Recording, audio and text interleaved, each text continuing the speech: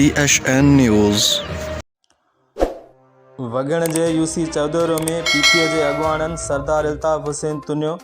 UC जे नामज़द उम्मीदवारनि चेयरमैन जी उम्मीदवार सरदार दानिश खान तुनियो। डिस्ट्रिक्ट काउंसिल जे वकील आशिक अली जतोई। वार्ड 1 जे सरताज अहमद तुनियो। वार्ड 2 ते बरकत अली वको। वाइस चेयरमैन जी उम्मीदवार नुसरत हुसैन सुमरो ऐं ॿियनि पारां यूसी जे मुख़्तलिफ़ ॻोठनि कलोड़ा खेरो जतोई वका मोरीअ में चूंड मुहिम जे सिलसिले में कार्नर गॾिजाणियुनि ऐं मुख़्तलिफ़ बिरादरियुनि जे चङनि मुड़सनि सां मुलाक़ातूं करे खेनि वोट ॾियण जी अपील कई। उन मौक़े ते सभिनी बिरादरियुनि जे माण्हुनि पारां संदनि भरपूर हिमायत जो ऐलान करे छॾियो।